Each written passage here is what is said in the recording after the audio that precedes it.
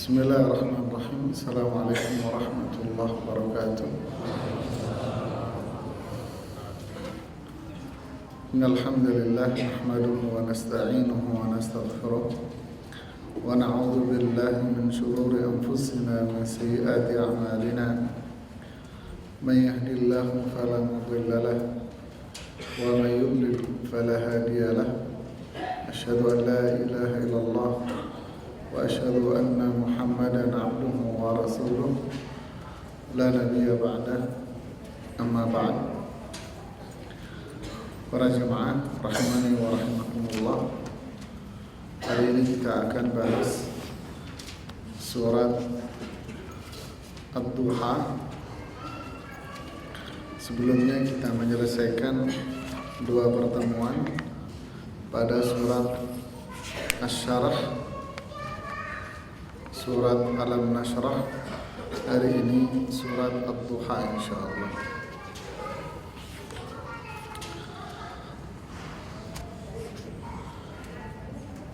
Surat ini termasuk surat Makkiyah, surat yang diturunkan sebelum hijrah. Masih awal-awal wahyu turun. Jadi sebelum Rasulullah SAW hijrah. A'udzu billahi minasyaitonir rajim. Bismillahirrahmanirrahim. Wad-duha wal-laili idza saja ma wadda'aka rabbuka wa ma qala. Wad-duha ini sumpah seperti surat-surat yang lain sebelumnya, di mana Allah Subhanahu wa taala bersumpah dengan salah satu dari makhluknya. Wad-duha, duha, waktu duha. Berarti kalau ini sumpah maknanya apa? Demi waktu duha ya, seperti surat-surat yang lainnya. Allah bersumpah dengan salah satu makhluknya, dan banyak yang berkaitan dengan waktu. Seperti Allah bersumpah atas nama waktu fajar, wal fajri, demi waktu fajar. Kemudian surat ini waktu duha. Kemudian yang lainnya wal laili, demi waktu malam. Kemudian wan nahari, demi waktu siang. Jadi ini waktu-waktu yang disebutkan oleh Allah Subhanahu wa taala diungkapkan oleh Allah dengan bentuk sumpah atas nama itu semua. Tentu ini menunjukkan, seperti yang diungkapkan oleh para ahli tafsir, akan keagungan dan kebesaran ciptaan Allah itu, bahwa waktu-waktu ini adalah waktu-waktu yang senantiasa dilalui oleh setiap hamba Allah. Artinya setiap orang pasti akan melewati dan melalui waktu-waktu ini. Duha, waktu duha, waktu mulai matahari terbit sampai sebelum zawal. Ini waktu duha yang disebutkan para ulama. Jadi ad-duha mulai matahari terbit, yaitu kira-kira setinggi tombak, sampai sebelum zawal. Ini waktu duha. Apa hikmah Allah bersumpah atas nama waktu-waktu ini?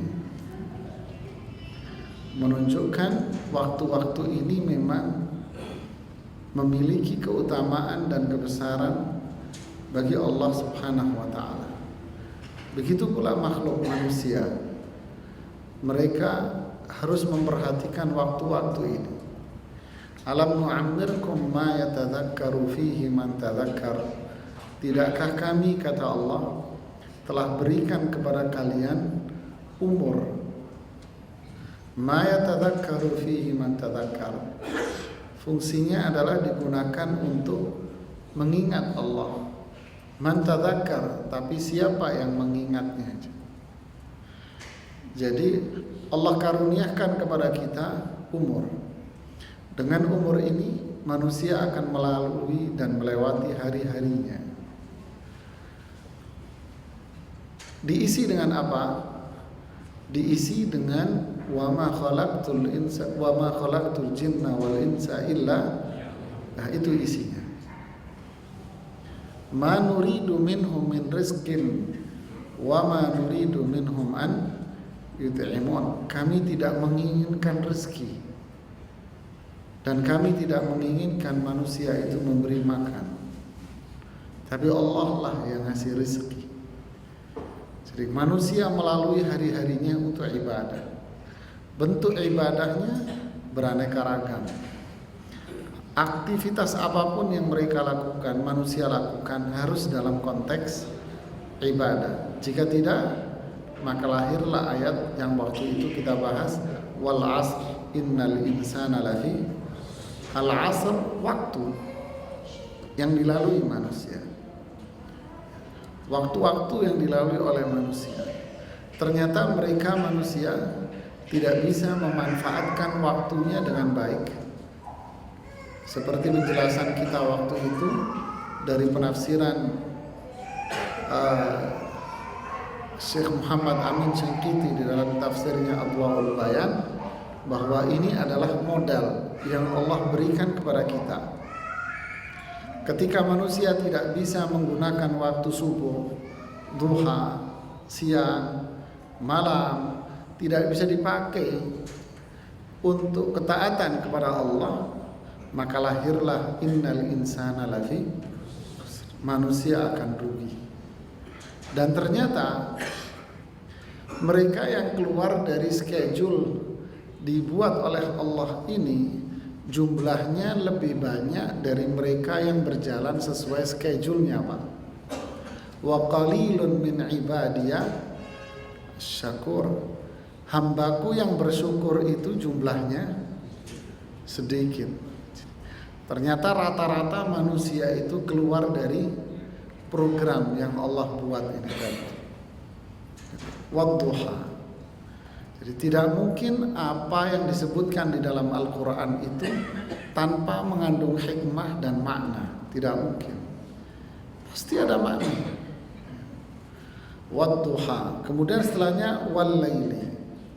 Demi waktu malam. Idza saja, ketika kegelapan malam itu sudah mulai menyelimuti. Seperti pada ayat-ayat yang lainnya yang berbunyi apa?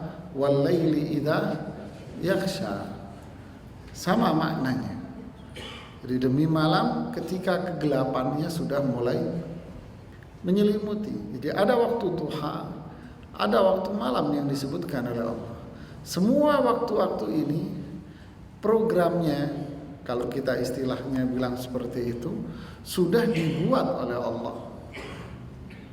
Waja'alna an-nahara ma'asha. Allah jadikan siang, duha sampai sore dijadikan oleh Allah sebagai apa?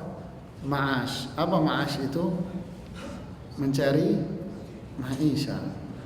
Tapi di samping mencari ma'isha, di situ ada amalan ibadah yang sifatnya mahdhah istilahnya, yaitu yang berupa sholat.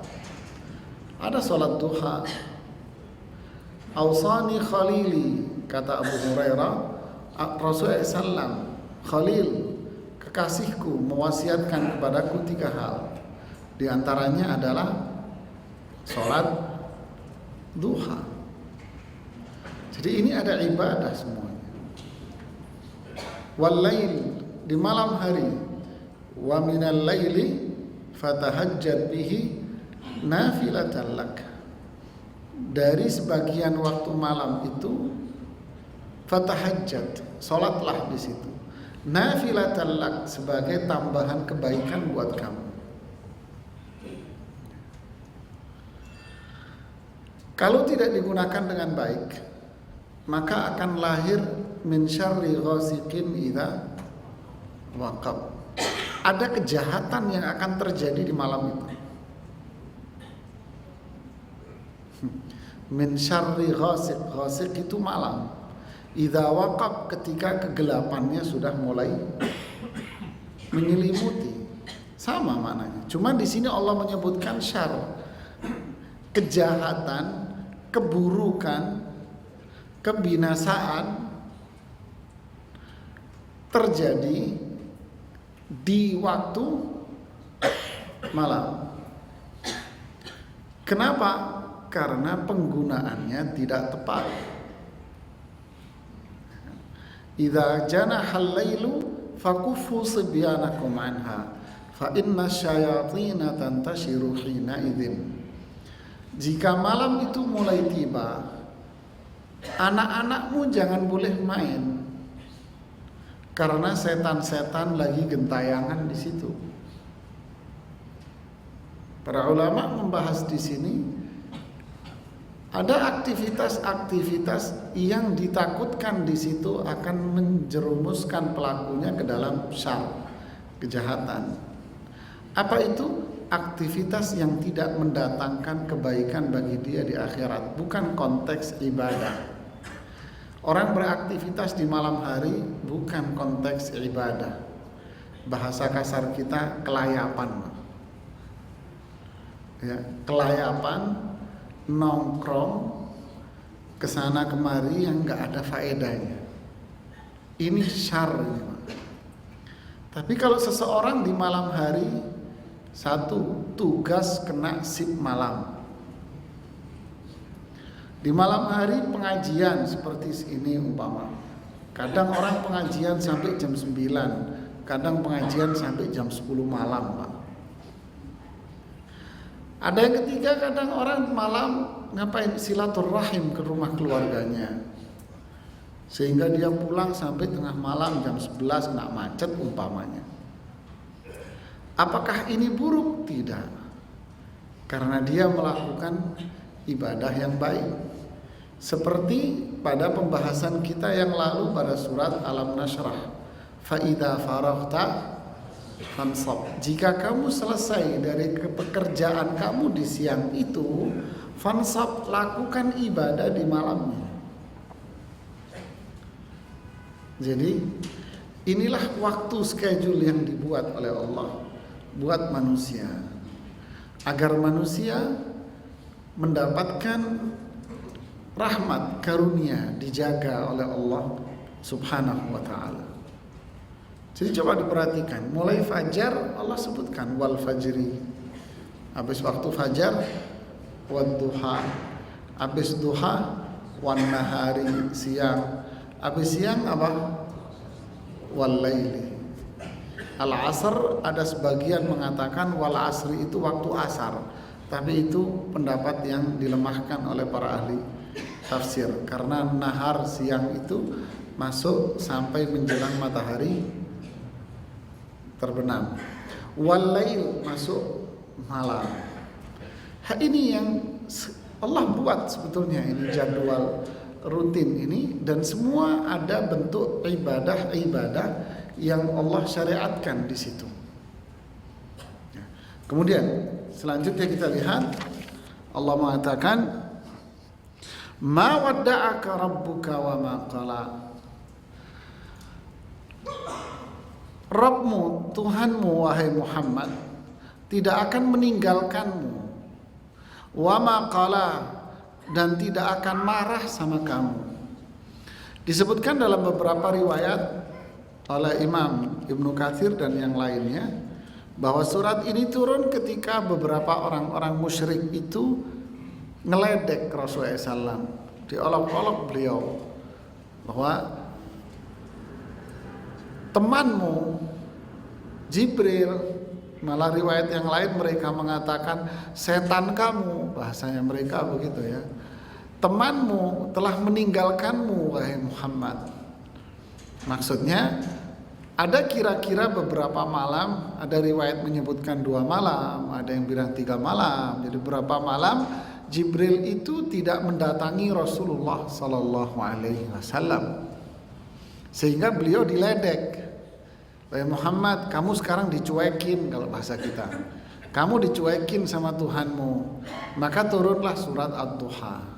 Wad-duha wal laili idza saja ma wadda'aka rabbuka wa ma qala. Rabbmu yang menciptakan kamu, yang mengatur kehidupan manusia, dan yang mengangkat Muhammad bin Abdullah menjadi rasul, nabi dan rasul yang terakhir, ma wadda'ak, tidak mungkin meninggalkan kamu, wa ma qala, dan tidak akan marah sama kamu. Al-Imam As-Sa'di mengatakan, Allah tidak akan meninggalkan Rasulullah. Allah tidak akan membenci Rasulullah SAW, karena Allah selalu menjaga Rasulullah Sallallahu Alaihi Wasallam. Allah selalu mencintai Rasulullah Sallallahu Alaihi Wasallam. Ketika Allah mencintai seorang hamba, maka Allah tidak akan murka sama dia, dan Allah tidak akan meninggalkan hamba itu. Begitu pula, jadi ayat ini sebetulnya arahnya kepada siapa? Kepada siapa? Rasulullah SAW. Arahnya kepada Rasulullah SAW. Tetapi ayat ini pun bisa bermakna umum untuk semua hambanya, bahwa Allah tidak akan meninggalkan hambanya itu, dan Allah tidak akan murka sama hambanya itu. Tapi yang tanda tanya besar adalah hambanya yang mana yang tidak akan ditinggalkan sama Allah. Hambanya yang mana yang akan selalu dicintai oleh Allah dan gak akan dibenci.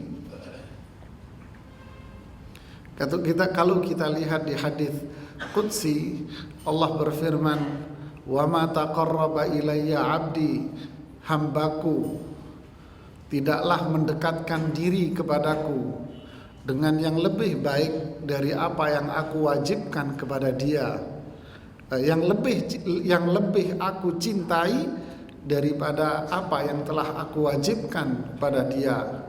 Maksudnya, seorang hamba itu punya kewajiban untuk mendekatkan diri kepada Allah. Dengan apa caranya? Melaksanakan apa yang telah Allah wajibkan kepada dia. Karena apa yang diwajibkan oleh Allah itu perbuatan dicintai oleh Allah. Jadi hamba harus melaksanakan apa yang wajib bagi dia, harus. Karena itu mendekatkan diri kepada Allah.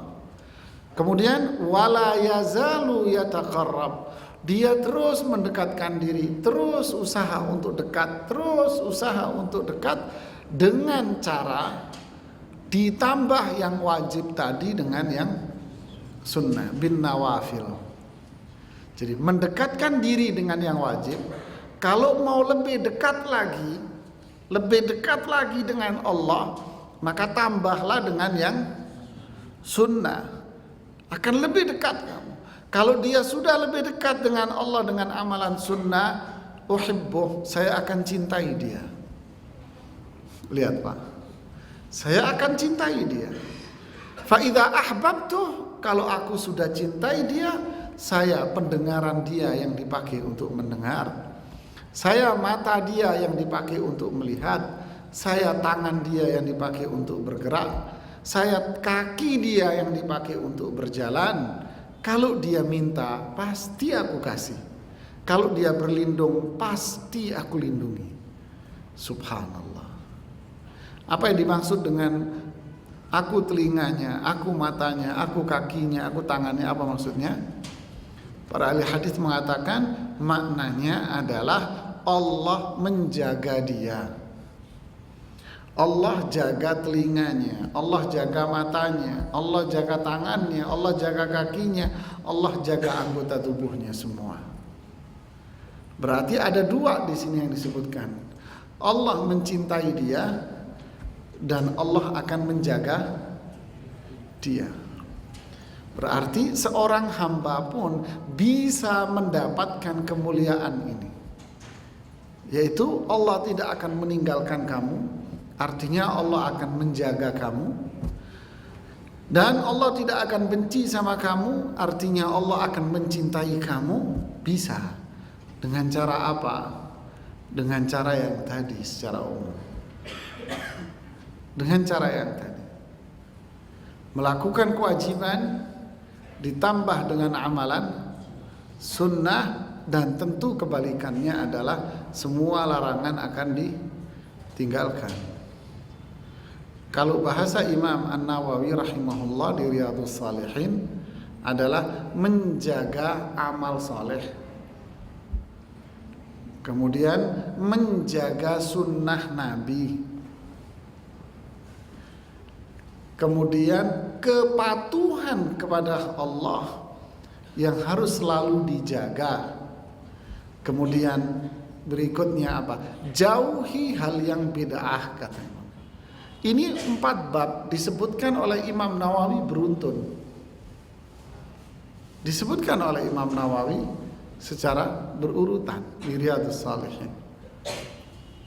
Menjaga amal, menjaga sunnah, ini akan menjadikan seorang hamba itu dijaga oleh Allah, dicintai oleh Allah Subhanahu wa ta'ala.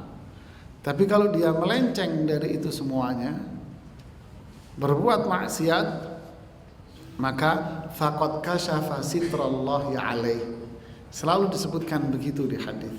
Ketika seorang hamba maksiat, faqad kasyafa sitrallahi alaih, maka dia telah membuka. Tadi ditutupi sama Allah, tapi ketika dia maksiat, maka dia telah membuka penutup yang Allah letakkan buat dirinya. Artinya apa? Apa maksudnya? Dia telah membuka penutup yang Allah letakkan pada dia ketika dia berbuat. Apa maksudnya?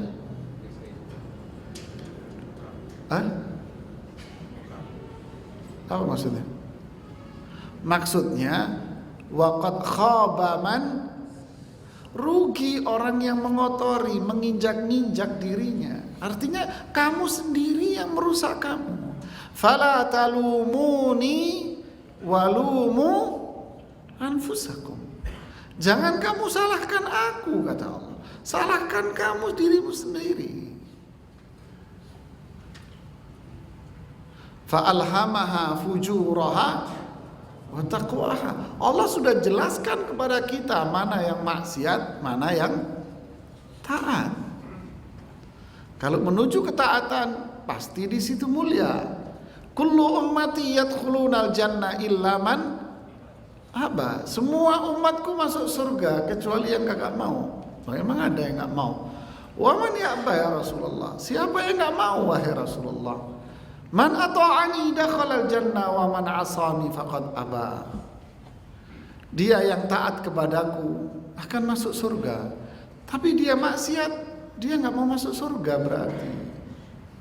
Dia ngerusak dirinya sendiri. Makanya orang maksiat itu disebut apa? Orang yang berbuat zalim terhadap. Dia enggak mau. Dia enggak mau dijaga sama Allah. Dia tidak mau dicintai sama Allah. Dia tidak mau hidupnya penuh dengan rahmat. Tapi yang dia pilih adalah hidupnya. Dia pilih hidupnya penuh dengan apa? Setan. Penuh dengan setan.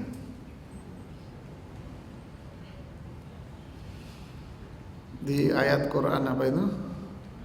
La aq'udanna lahum siratakal mustaqim thumma la'atiyannahum min baini aydihim wa min khalfihim wa an aymanihim wa an syama'ilihim.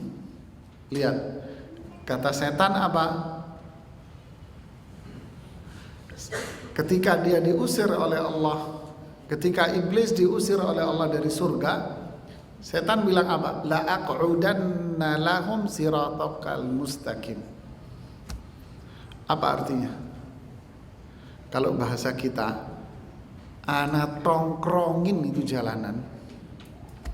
Bahasa kita ya, ana tongkrongin itu jalan yang lurus, siratakal mustaqim, jalanmu yang lurus ya Allah.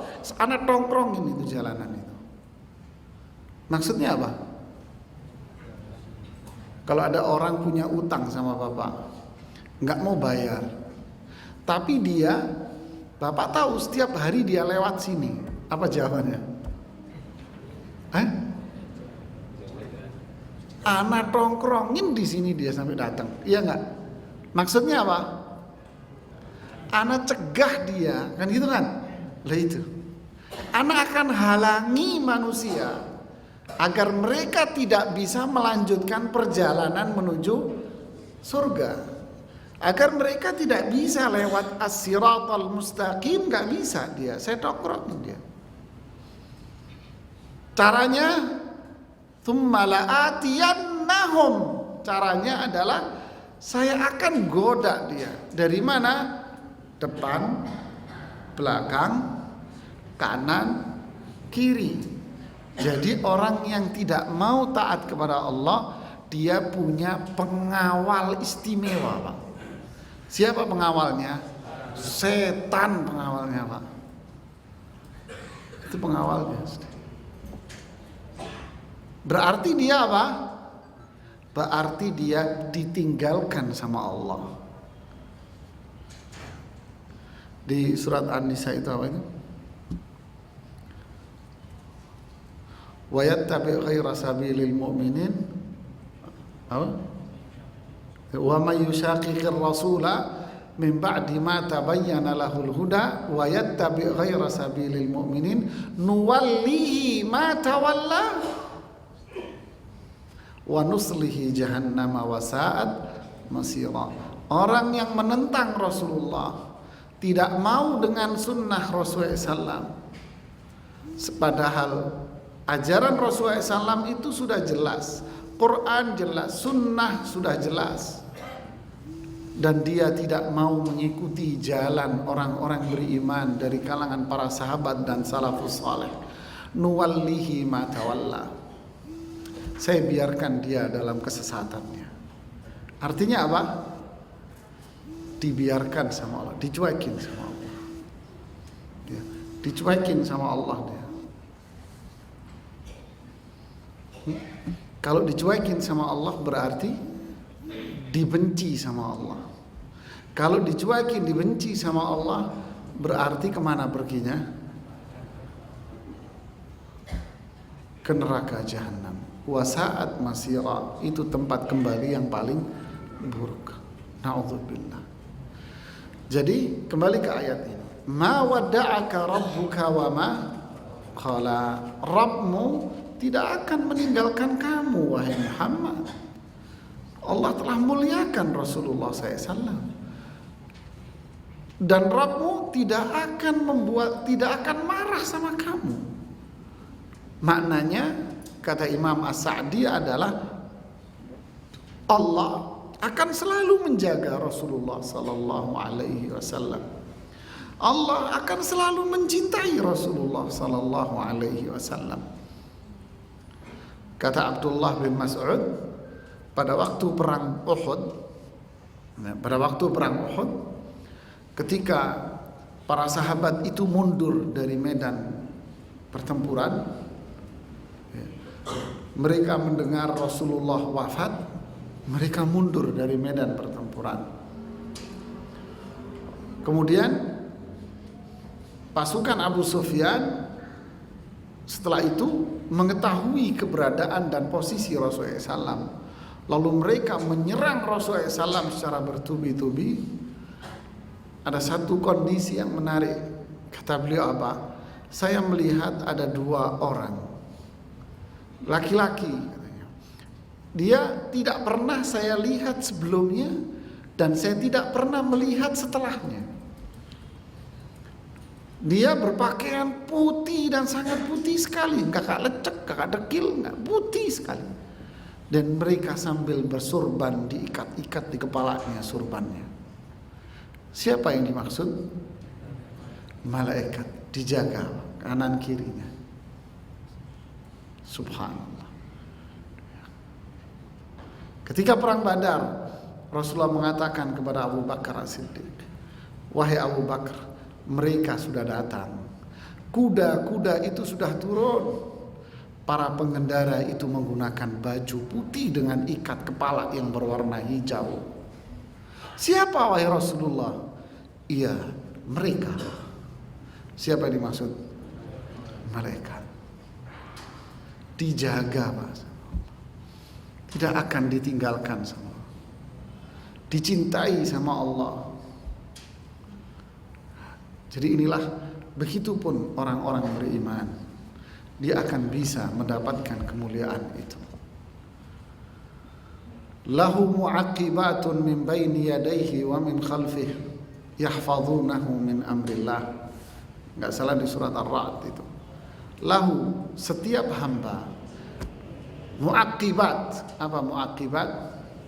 Para malaikat yang ditafsirkan oleh Rasulullah sendiri di riwayat Bukhari Muslim.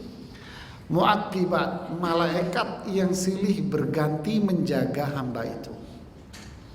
Min baini yadayhi wa min khalfihi, malaikat itu menjaga dia di depan dan menjaga dia di belakang. Ngapain? Yahfazunahu min amrillah. Malaikat itu menjaga hamba ini dari perintah Allah. Ibnu Katsir bilang, dari beberapa kitab tafsir disebutkan ada 3 yang dijaga oleh para malaikat. Pertama, dijaga tubuhnya agar tidak terkena keburukan apapun. Yang kedua, ini riwayat Mujahid, disebutkan oleh Imam Qurtubi. Dia dijaga dari gangguan jin. Ini yang kedua. Yang ketiga, dijaga perbuatan dan amal solehnya dia. Rabbana la tuzigh qulubana ba'da id hadaitana. Ya Allah, jangan engkau palingkan hatiku ini menuju kesesatan setelah engkau memberikan hidayah. Dijaga Pak sama Allah. Ini dicintaikah orang seperti ini? Tentu. Tapi kalau tidak mau kepada sunnah Rasulullah SAW, falamma zaghu azaghallahu qulubahum. Ketika mereka berpaling dari sunnah Rasulullah SAW, ini kisah Nabi Musa. Ketika mereka berpaling dari ajaran Nabi Musa, dan mereka umat ini berpaling dari ajaran Rasulullah SAW, sunnah Rasulullah SAW, azaghallahu qulubahum. Allah jauhkan hati dia dari hidayah dan petunjuknya. Na'udzubillah min dzalik. Jadi, ma wadda'aka rabbuka wa ma qala. Ayat berikutnya. Walal akhiratu khairul laka minal ula. Apa maksudnya di sini? Ibnu Katsir menafsirkan dan yang lainnya, wad-darul akhiratu, akhirat, khairun laka min hadhid dar. Akhirat itu jauh lebih baik daripada dunia ini. Akhirat jauh lebih baik daripada dunia ini.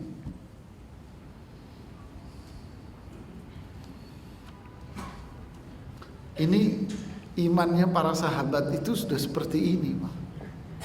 Rasulullah, jangan bicara Rasulullah, pasti sudah. Kita tahu ketika Rasulullah sebelum wafat, apa riwayat yang bunyi? Rasulullah disuruh milih. Apa pilihannya? Pilih hidup di dunia selamanya atau memilih akhirat, surga. Apa yang dipilih oleh Rasulullah? Surga. Fatimah putri beliau ketika mendengar itu menangis. Abahnya ayahnya mau wafat.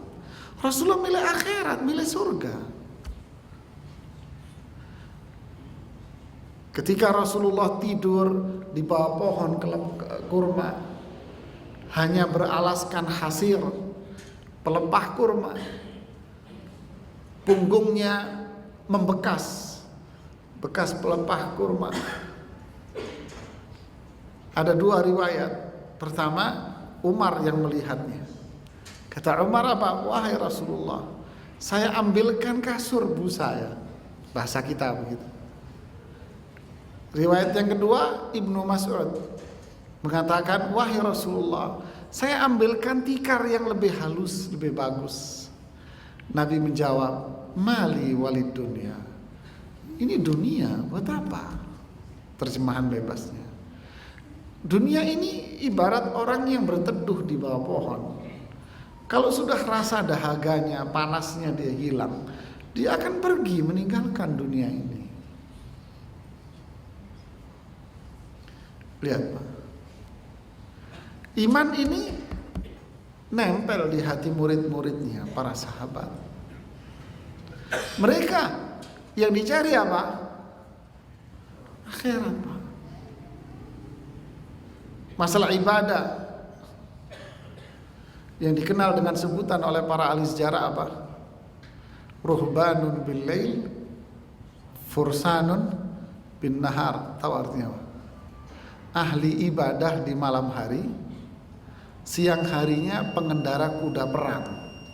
Tidurnya kapan? Nggak tahu. Saya juga nggak tahu. Malam ibadah. Tidur, ya mereka tidur.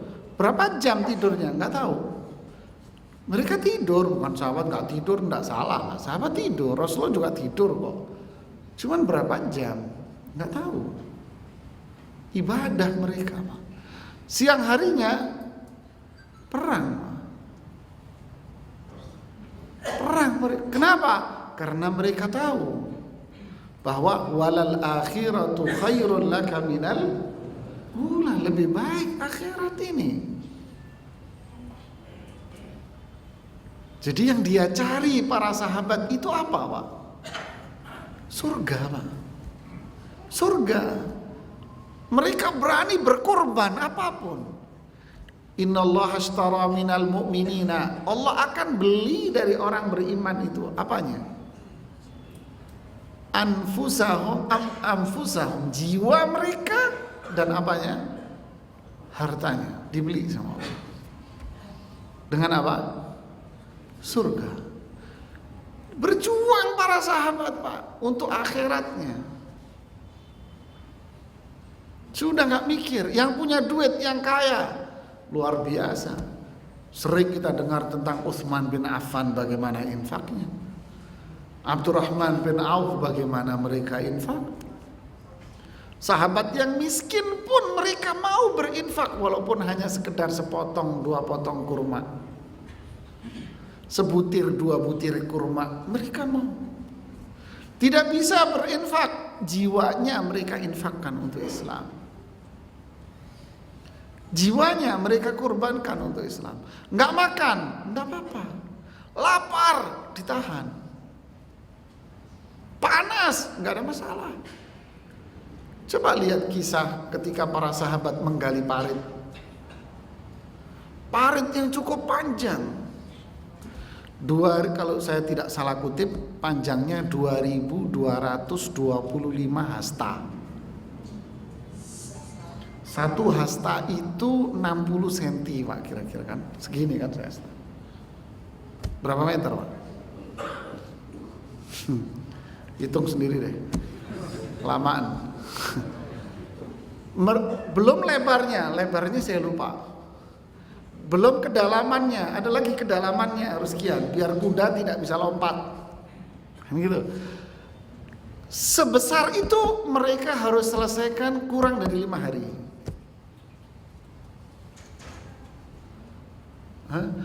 Waktu itu musim panas apa musim dingin? Tidak, musim dingin itu menyengat, Pak. Ada makanan? Coba Bapak ke daerah dingin gitu, bawaannya perut apa, Pak? Lapar melulu, Pak, rasanya perut, Pak. Udah begitu mereka kerja keras 24 jam dibagi sip oleh Nabi waktunya. Ada makanan? Nggak ada. Nggak ada makanan. Hingga akhirnya perut mereka diikat sama apa? Batu. Kata seorang sahabat, Jabir bin Abdullah kalau nggak salah, dia datang, kami sudah nggak kuat dengan rasa lapar kami. Kami ingin mengadu kepada Rasulullah. Beliau pun datang menemui Rasulullah. Rasulullah juga ikut menggali, bukan Rasulullah duduk sebagai bos, mengamati dengan baju yang masih necis, bersih, begitu ya. Kalau capek masuk mobilnya, pergi lapar ke rumah makan, Kak di situ gali. Jubahnya dising-singkan, lengannya dising-singkan, kemudian kancing baju depannya dibuka, terbuka dada beliau kelihatan. Ketika Jabir melihat Rasulullah, kata Jabir apa? Nggak jadi ngadu. Nggak jadi ngadu. Kenapa? Karena perutnya Rasulullah ada 2 batu, sedangkan perut kita 1 batu. Siapa yang lebih lapar? Rasulullah. Nggak jadi. Seperti itu. Kenapa Pak? Di benak mereka hanya ada walal akhiratu khairul laka minal ula. Ini Pak. Kita suruh sedekah, maaf Pak, kagak ada uang kecil. Kita lanjutkan setelah azan ya Allah. Bismillahirrahmanirrahim. Alhamdulillah wassalatu wassalamu ala Rasulillah wa ba'd. Kita lanjutkan sedikit pada ayat selanjutnya. Ini berhubungan pada ayat yang kelima, berhubungan dengan ayat yang keempat. Di ayat keempat tadi, walal akhiratu khairul laka minal ula. Ada ayat yang lain yang mirip seperti ini. Ayat apa? Walal akhiratu khairun wa abqa. Sama. Walal akhiratu, dan sungguh akhirat itu khairun, lebih baik dari dunia, wa abqa, dan lebih kekal. Kalau dunia hilang. Di akhir surat apa itu? Akhir surat An-Nazi'at. Apa itu ujungnya? Ayat paling akhir di surat An-Nazi'at.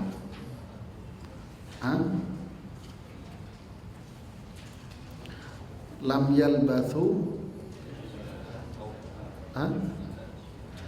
yalbathu illa asyiyatan au duha. Jadi mereka yang sudah wafat,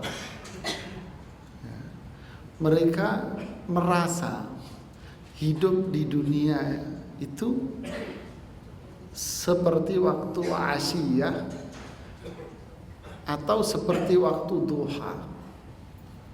Jadi mereka yang wafat, mereka merasa hidup di dunia itu hanya sebatas waktu asyia. Asyia itu mulai zawal, habis zuhur, sampai waktu matahari terbenam, kata para ahli tafsir. Atau seperti waktu duha. Jadi kalau sudah meninggal, orang itu merasa hidup di dunia paling cuman baru 2-3 jam doang Pak. Padahal waktu dia meninggal usianya berapa? 50 tahun, 60 tahun, 70 tahun. Berarti dunia itu apa? Sebentar. Secuil.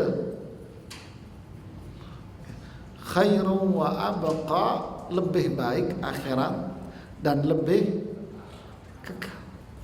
Kita lanjutkan ayat ini. Kemudian wala saufa yu'tika rabbuka fatarda. Banyak orang baca ini salah, ta-nya berubah jadi ta. Wala saufa yu'tika. Memang agak berat karena ta berharokat kasrah sehingga menumbuhkan sifat isti'la. Dia harus naik ke atas suaranya. Yu'tika. Yang nggak biasa olahraga malam dulu mulutnya. Olahraga lidahnya adalah, kalau enggak runyam nanti merubah Al-Quran. Ya. Wala saufa yu'tika rabbuka fatarda. Dan Allah Rabbmu akan memberikan kepadamu fatarda, hingga kamu merasa puas, ridha kamu akan puas dengan pemberian Allah. Allah bikin kamu puas dengan pemberian itu. Di mana ini? Dan apa itu? Di akhirat. Dan apa itu? Surga. Jadi Imam Ibnu Katsir mengatakan, ai fid daril akhirah yu'tihi hatta yurdiyahu fi ummatihi, yaitu di akhirat kelak Allah akan memberikan kepada hambanya, dan khususnya di sini Rasulullah sallallahu alaihi wasallam, di surga nanti, di akhirat nanti Allah akan memberikan kenikmatan hingga Allah membuat hambanya itu benar-benar puas dan ridha sama Allah. Kenikmatan, kemuliaan, dan kenikmatan yang paling besar yang Allah berikan kepada Rasulullah sallallahu alaihi wasallam adalah apa? Al-Kautsar. Inna a'tainakal kautsar. Sungguh kami telah memberikan kepadamu wahai Muhammad apa itu? Al-Kautsar. Sama sebetulnya ayat ini. Wala saufa yu'tika inna a'tainaka. Ya kan? Allah akan memberikan kepadamu di surga kelak kenikmatan, kemuliaan yang kekal abadi untukmu. Yang paling mulia Al-Kautsar, telaga yang ada di surga. Siapa yang minum di situ tidak akan haus selama-lamanya. Terbuat dari apa? Lebih putih dari susu, lebih manis dari madu. Kemudian samping-sampingnya ada batu-batu, permata, berlian, yang nggak bisa kita bayangkan pakai akal kita, nggak bisa, dan manusia tidak pernah melihatnya. Kemudian Imam Ibnu Jarir menyebutkan sebuah riwayat dari sahabat Abdullah Ibnu Abbas, dan riwayat ini disahihkan oleh Ibnu Katsir sebagai penjelasan dari ayat ini. Fa'atahu fil jannati alf qasr. Allah memberikan kepada Rasulullah sallallahu alaihi wasallam 1000 istana. Maksudnya berapa 1000 itu? 1.000.000 istana. Fi kulli qasrin ma yanbaghi lahum minal azwaji wal khadam. Setiap istana ada kelengkapan yang harus ada di situ, yaitu pasangan-pasangan dan pembantu-pembantunya. Subhanallah. Ketika Rasulullah SAW mengatakan bahwa Allah telah memberikan kepada beliau haud, telaga di surga, Rasulullah mengatakan, taridu alaihi ummati, umatku pun bisa masuk sama aku di telaga ini. Siapa mereka wahai Rasulullah? Engkau tahu dari mana kalau memang itu umatmu? Ya'tuna yaumal qiyamati ghurran muhajjalina min atharil wudu. Mereka umatku yang benar-benar umatku mengamalkan sunnahku, mereka akan datang pada hari kiamat kelak dengan wajah yang mengeluarkan cahaya. Sendi-sendi mereka mengeluarkan cahaya. Sama dengan yang di surat Al-Qiyamah. Wujuhun yawma idzin nadhirah pakai dad. Wujuhun yawma idzin nadhirah, wajah-wajah mereka di hari itu bercahaya. Di hadis nadharallahu ra'an, Allah akan membuat wajah-wajah hamba itu bercahaya.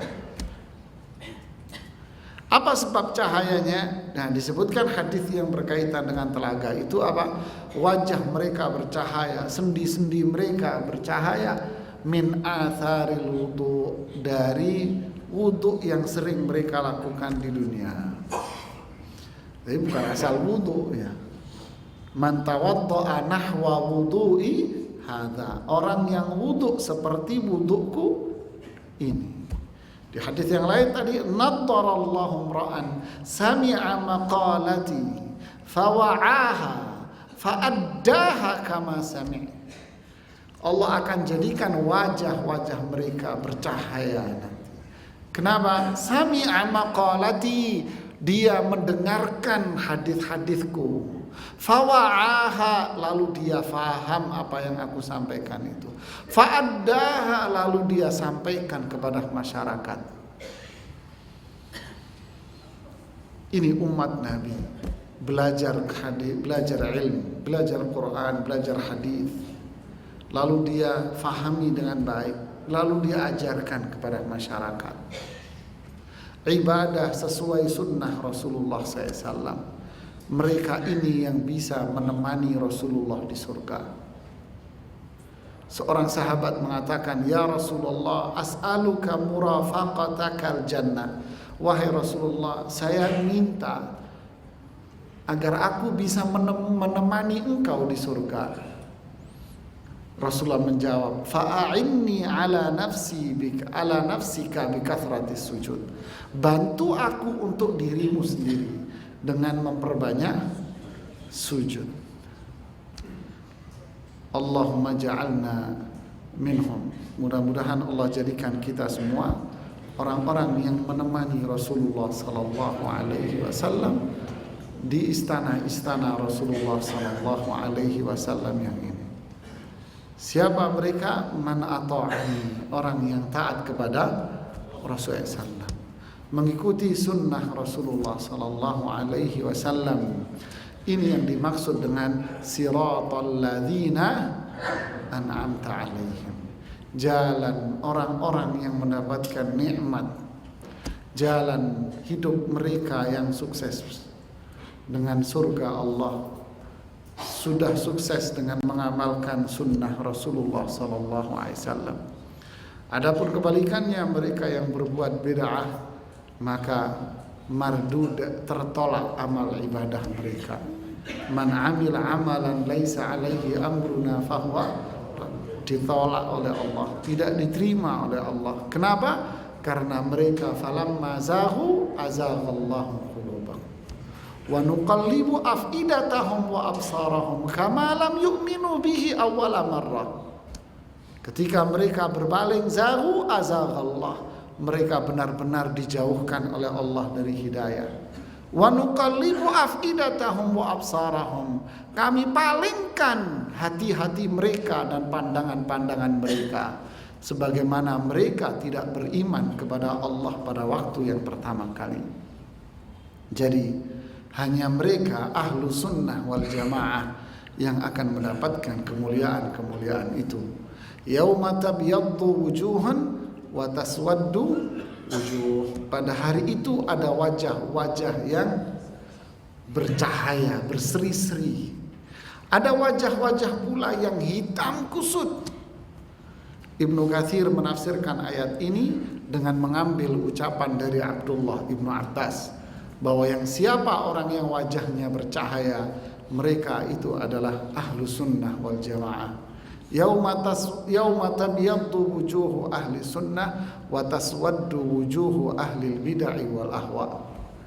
Wajah orang-orang yang mengikuti sunnah, dia yang bercahaya. Mereka yang mengamalkan bid'ah, dia yang wajahnya yang hitam. Mudah-mudahan Allah mudahkan kita semuanya untuk meniti sirat mustaqim, dimudahkan untuk mengamalkan sunnah Rasulullah sallallahu alaihi wasallam, dan mudah-mudahan Allah jadikan kita semua sebagai umat Rasulullah sallallahu alaihi wasallam yang kelak bisa menemani Rasulullah sallallahu alaihi wasallam. Ini yang bisa saya sampaikan. Nanti kita akan lanjutkan bahasan ayat-ayat selanjutnya pada pertemuan berikutnya. Wallahu a'lam bishawab. Ada yang ingin ditanyakan? Silakan. Yes. Silakan.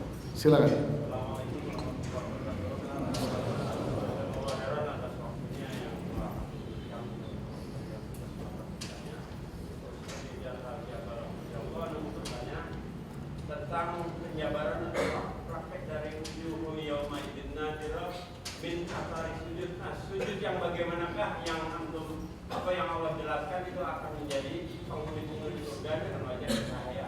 Selama ini saya atau yang lainnya sering melihat wudu itu asalnya cepak gitu.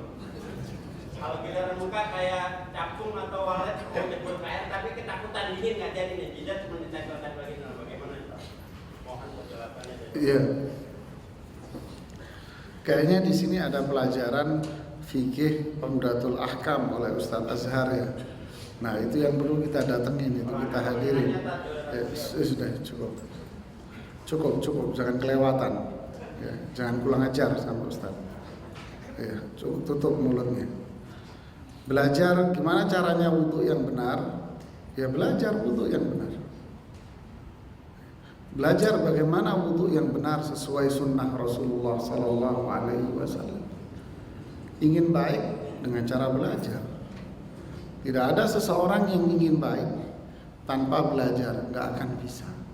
Orang tidak akan lahir dalam keadaan pandai, tapi orang akan lahir dalam keadaan tidak tahu. Memang Allah ciptakan manusia dalam keadaan suci, bersih, fitrah. Tapi kalau fitrah tidak kita pupuk dengan ilmu, akan menjadi kotor itu tempat. Jadi itu jawabannya. Banyak orang salah. Kalau salah itu dipupuk terus-menerus, berbahaya. Dia akan mengklaim bahwa apa yang dia perbuat itu benar, padahal dia selama ini salah. Jadi inilah kewajiban kita untuk belajar. Belajar ilmu, belajar wudu. Di masyarakat kita banyak orang yang tidak tahu wudu, Pak. Dia wudu selama ini ya setiap hari wudu, tapi wudu yang dia lakukan hanya sekedar, ya kata orang Surabaya, al ilmu nurun, Pak.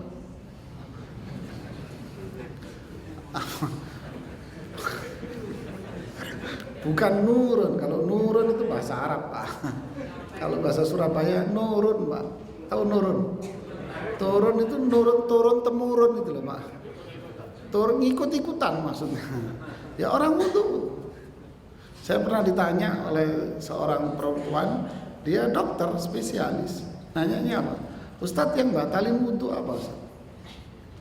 Nah, sekarang selama ini kemana berhentinya? Nah itulah fenomena di masyarakat. Ada lagi yang ingin bertanya? Silakan. Assalamualaikum. Assalamualaikum. Saya mau bertanya tadi yang Ustaz katakan pada hari itu ada wajah yang berseri-seri dan ada wajah yang hitam legam. Di antaranya ada ahli bid'ah. Sampai sekarang saya masih ragu yang mana yang ahli bid'ah. Berikut contoh. Terima kasih. Iya, bagus pertanyaan, Pak.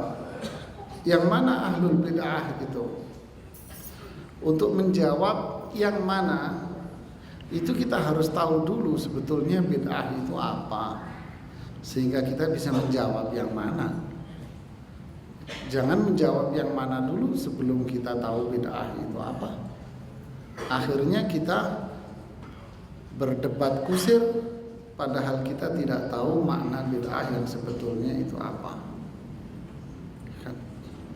Bid'ah itu seperti yang Rasulullah SAW jelaskan sendiri di dalam hadis yang riwayat Bukhari Muslim dari Aisyah itu, man ahdatha fi amrina hadza ma laysa minhu fahuwa rad. Man ahdath, orang yang membuat hal-hal yang baru dalam perkaraku, dalam ibadah kepadaku, maka dia tertolak. Berarti bid'ah itu adalah melakukan ibadah baru. Baru itu apa? Yang tidak ada perintahku di situ. Rasulullah tidak melakukan, Rasulullah tidak menyuruh, dan para sahabat pun tidak pernah melakukannya. Dijelaskan pula kata bid'ah ini oleh Rasulullah di hadis Irbad bin Sariyah yang riwayat Imam Tirmidzi itu apa? Wa iyyakum wa muhdatsatil umur. Hindarilah diri kalian dari hal-hal yang baru. Setelah Rasulullah menjelaskan sebelumnya, alaikum bisunnati wa sunnatil khulafa'ir rasyidin al-mahdiyyin min ba'di. Wajib bagi kalian untuk berpegang teguh dengan sunnahku, tuntunanku, dan sunnah serta tuntunan para sahabatku, khulafa' rasyidun yang keempat. Tuntunan mereka. Lalu beliau mengatakan, hindarilah atas diri kalian perkara-perkara yang baru, karena fa inna kulla muhdatsatin bid'ah wa kullu bid'atin dhalalah. Semua yang baru itu bid'ah dan yang bid'ah itu sesat. Cukup jelas sudah ini hadis. Ngapain kita harus berdebat dengan membuat macam-macam di benak kita? Berarti semua bid'ah itu apa? Hal yang baru yang tidak dilakukan oleh Rasulullah dan para sahabatnya. Ini bid'ah sudah. Ada orang mengatakan yang dilakukan oleh Abu Bakar itu juga baru, apa? Mengumpulkan Quran, menulis Al-Quran, ini dan itu. Dia mungkin lupa membaca hadis ini, Pak. Hadis ini mengatakan tadi apa? Alaikum bisunnati wa sunnatil khulafa. Kalian harus berpegang teguh dengan sunnahku dan sunnah para khulafa. Berarti apa yang diperbuat oleh para khalifah yang empat itu bernilai hukum syar'i yang sah dan legal. Hukum yang sah dan diakui oleh Allah dan Rasulnya, syariat. Ketika Umar mengatakan masalah sholat tarawih, sholat tarawih ni'mal bid'atu hadhihi, sebaik-baik bid'ah itu ini. Loh, ini kan bid'ah. Iya, bid'ah memang, tapi yang ngomong siapa? Umar. Ketika Umar yang berbicara, berarti itu sudah menjadi hukum sah karena Rasulullah yang menyuruh. Sehingga itu bukan bid'ah. Apalagi kalau kita melihat bahwa sholat tarawih itu bukan hal yang baru. Nabi pernah melakukan kok sholat berjamaah 3 hari tarawih, 3 hari 4 hari. Nah, jadi hal yang memang belum pernah ada di zaman Nabi. Rasulullah nggak pernah melakukan, tidak pernah menyuruh. Para sahabat tidak pernah berbuat. Seperti apa? Maulid Nabi. Kebenaran tidak dilihat dari orang yang melakukan, Pak. Sering orang mengatakan, maaf Pak Ustadz, yang melakukan ini orang-orang ini itu. Pak, kebenaran tidak dilihat dengan orang. Kalau kebenaran dilihat dengan orang, runyam, Pak. Tapi kebenaran itu dilihat dari argumen. Hukum yang berlaku di negara kita, apakah dilihat hukum itu dari jaksanya atau dilihat dari apa yang tercantum di dalam KUHP Undang-Undang 45? KUHP dan undang-undang dari mana? Melihat sosok jaksanya atau melihat undang-undangnya? Undang-undangnya. Apa bunyi undang-undangnya? Ini sekedar contoh pendekatan aja. Kenapa kok giliran itu kita berlaku konsisten? Kenapa kok giliran syariat Islam kita dipelintir-pelintir, dilari-lariin ke sana kemari?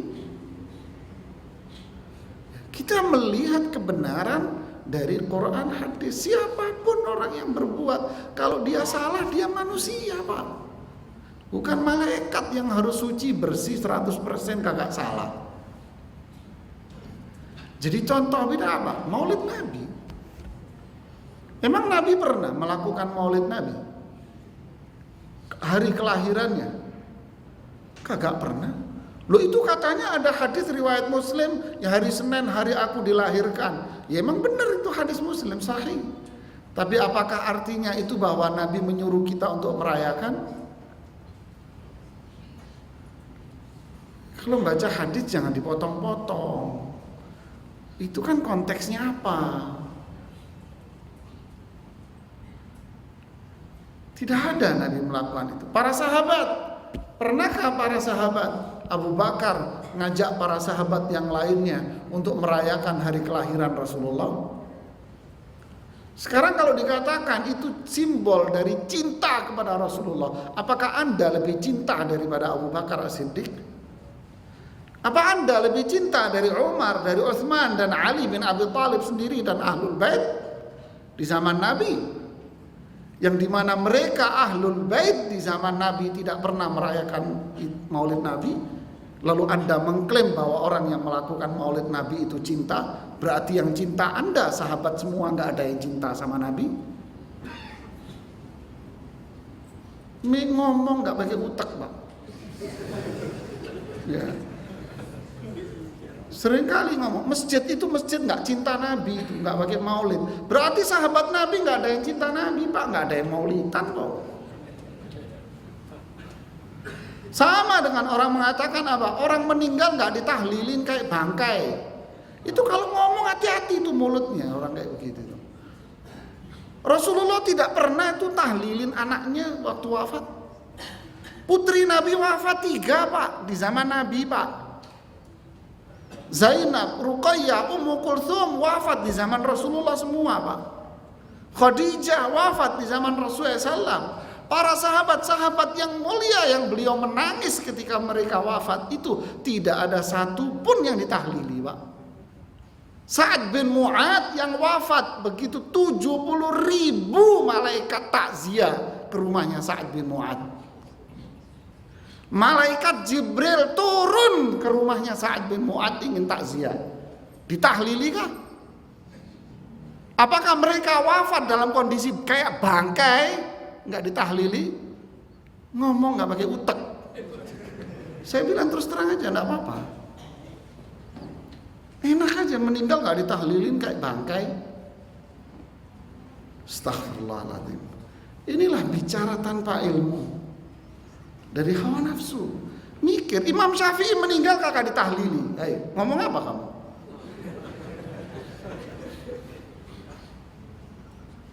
Jadi janganlah fanatik. Tapi kita bicara ilmu, bicara dalil. Itulah bid'ah. Terus apa? Fa inna khairal hadi hadiyu Muhammadin sallallahu alaihi wasallam. Sebaik-baik petunjuk Rasulullah, Pak. Yang paling baik petunjuk Rasulullah sudah. Kita bisa salah. Saya bisa salah. Tapi kembalikan semuanya kepada dalil, kepada Al-Qur'an, kepada hadis Nabi. Wallahu a'lam bishawab. Subhanakallahumma bihamdik asyhadu an la ilaha illa anta astaghfiruka wa atubu ilaik. Assalamualaikum warahmatullahi wabarakatuh.